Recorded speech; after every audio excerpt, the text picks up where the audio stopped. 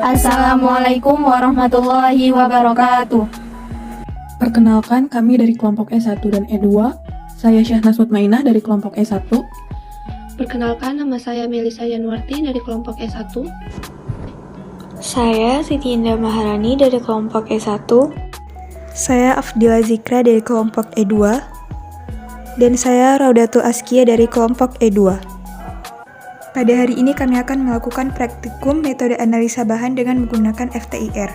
Adapun tujuan yang pertama itu untuk mengetahui dan memahami kegunaan dan keunggulan metode analisa dengan alat FTIR. Dan untuk tujuan yang kedua yaitu untuk mengetahui dan memahami dengan jelas hal-hal yang diperlukan dalam preparasi sampel FTIR. 3. Memahami prinsip dasar spektrometri inframerah dan menggunakannya untuk identifikasi zat atau senyawa. Tujuan selanjutnya ialah mengetahui gugus fungsi dari suatu zat cairan. Yang kelima yaitu mengetahui cara menganalisa dan mengolah data analisa spektrum dari alat FTIR. Pada praktikum ini, kami menggunakan sampel cair, yaitu sirup minum dengan 3 merek yang berbeda. Pada masing-masing sampel, diukur terlebih dahulu pH-nya menggunakan indikator universal, dan pH yang kami peroleh pada masing-masing sampel sebesar 5. Kemudian ketiga sampel ini akan dianalisis menggunakan spektroskopi inframerah dengan menggunakan metode FTIR.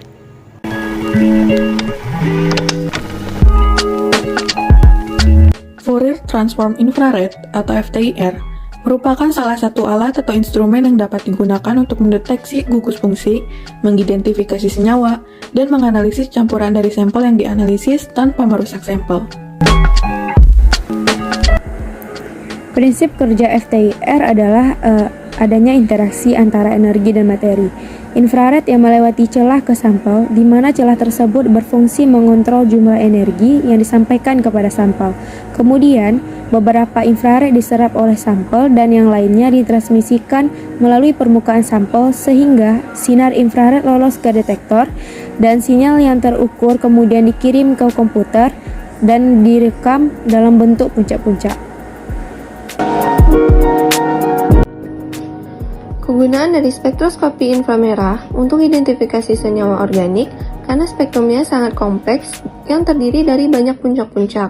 Selain itu, masing-masing kelompok fungsional menyerap sinar inframerah pada frekuensi yang unik. Metode spektroskopi inframerah merupakan suatu metode yang meliputi teknik serapan, teknik emisi, dan juga teknik fluoresensi.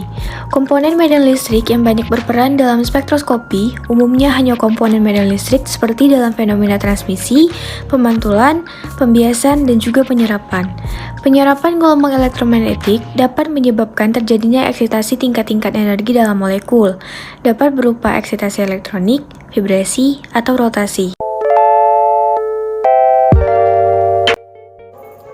Pada sinar inframerah dibagi menjadi 3 daerah, yaitu daerah inframerah dekat, daerah inframerah pertengahan, dan daerah inframerah jauh. Daerah panjang gelombang yang sering digunakan pada alat spektroskopi inframerah adalah pada daerah inframerah pertengahan, yaitu pada panjang gelombang 2,5 sampai 50 μm, atau pada bilangan gelombang 4000 sampai 200 cm pangkat min 1. Daerah tersebut adalah cocok untuk perubahan energi vibrasi dalam molekul. Nah, berikut ini akan kami perlihatkan bagaimana prosedur kerja pada preparasi sampel untuk menganalisa bahan dengan menggunakan FTIR. Sampel yang kami gunakan yaitu jenis sampel cairan. Nah, untuk jenis sampel cairan tersebut dipipet menggunakan pipet tetes secukupnya dan kemudian diletakkan di atas kuvet secukupnya. Setelah itu, kuvet ditutup.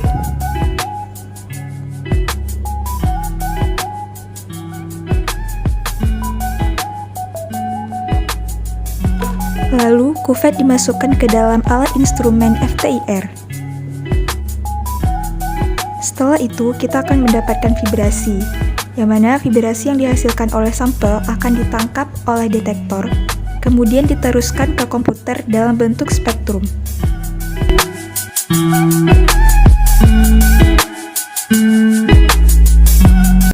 Mungkin hanya ini yang dapat kami sampaikan, lebih dan kurang kami mohon maaf. Wabillahi taufiq wal hidayah. Wassalamualaikum warahmatullahi wabarakatuh.